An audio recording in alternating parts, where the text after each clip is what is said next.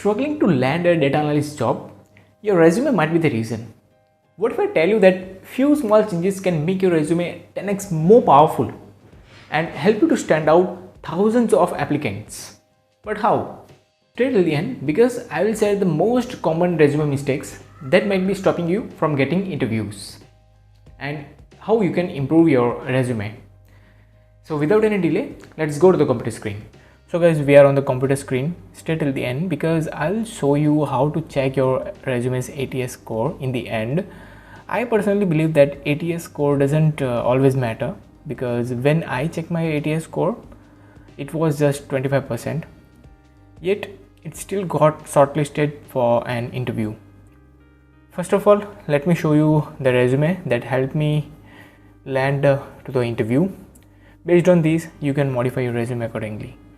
So this is my resume where first I have mentioned my name, my email ID, my number and my LinkedIn profile. Then I have mentioned summary, which is I guess not 100% appropriate, I guess, according to my profile. Then I have mentioned my education, which is you can mention the bottom at the last. Then I have mentioned my technical skills, my project and experience and all. So first of all, let me tell you some common mistakes that people makes in their resume. First of all, contact details. So as a former recruiter, I have seen many resume where I couldn't copy the email ID or you can say phone number. It makes difficult to store the candidate's detail in my database. For example, if I found a great profile but couldn't reach the candidate on the first call, I would save their detail in my Excel sheet to follow up later. So make sure your contact details are correct and easy to copy so recruiters can easily reach out to you via email or via call. So here is the example. Let's suppose if you convert this resume in PDF format, then recruiter can easily copy this email ID and they can share you the JD via email, and they can also copy the contact number as well. And you can mention your LinkedIn profile ID as well. And if you have GitHub, then below LinkedIn you can mention GitHub ID as well. So let's come to the second point. So many people write lengthy resumes and which is don't look good on CV. So keep it short and impactful. Honestly, I didn't love my own resume summary, which I have mentioned here, but still I got shortlisted. Here a perfect example of a data analyst resume. You can write this kind of simple summary like data driven professional with experience, data analytics, SQL, Python and data visualization tool like Tableau, Power BI and Excel as well you can mention, and strong analytical skills, extracting insight, cleaning data and building interactive dashboards to drive business decision and all. So keep it simple.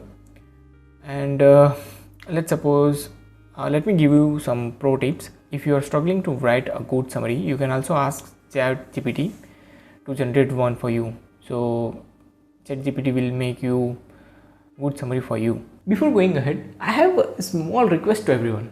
If you are new here, please hit this subscribe button. Your one subscription really means a lot to me. Thank you. Then let's come to the third point, which is technical skills. So here in this section, recruiter spends only like 6 seconds to scanning your resume. To make an impact, list your skill right after the summary. Example of strong skills and strong skills section. Here you can see I have mentioned point wise, like in language I know Python and structured query language which is SQL, and data analysis I have used pandas, numpy, matplotlib and seaborn. And you can mention one of the visualization tool. You can mention both if you know Tableau or Power BI.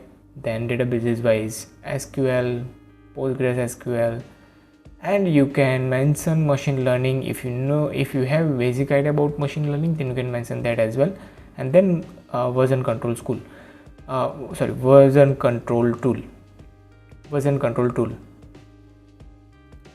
Yeah, so this will give you some basic idea about your resume, like what skills do you have. So keep it like this. Then let's come to the fourth point. Let's suppose if you have relevant work experience, like as a data analyst, so you can mention your experience here. But let's suppose if you are fresher like me, then you can list your project before your experience. However, if you are changing your, let's suppose if you are changing your career to data analyst role or have strong projects, then work experience, highlight your projects first. In my resume, I have mentioned project first. In my resume, I have mentioned project first, then my experience, as you can see. Then if you have done some certification course, then you can mention here, not in the education section. You can mention just after the skill section as well, or project. You can mention project after the project section as well.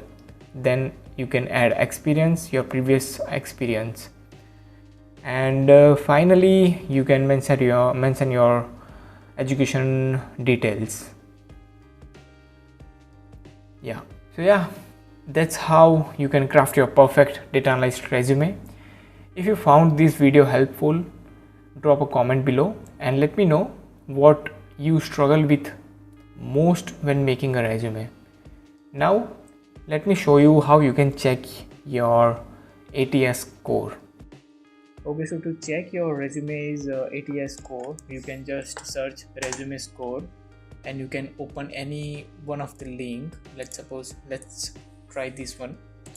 I don't think our resume will get perfect ATS score, but let's try. So here we are applying for entry-level data analyst role, so let's choose this one.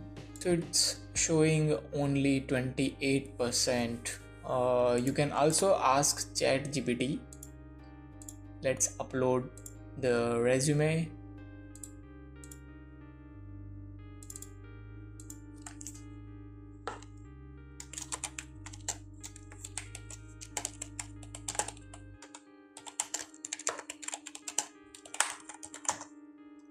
Check ATS score of attached resume. Okay, so ChatGPT is showing 60 to 70%, which is good. So you can also check ATS score on ChatGPT as well, and ChatGPT will show you like what things you can change and where you can improve your resume. And also ChatGPT is, I think, good option, but other websites is also showing ATS score, which is like, to be honest, personally I don't believe in ATS score that much. So yeah, that's it. Thank you guys for watching my video.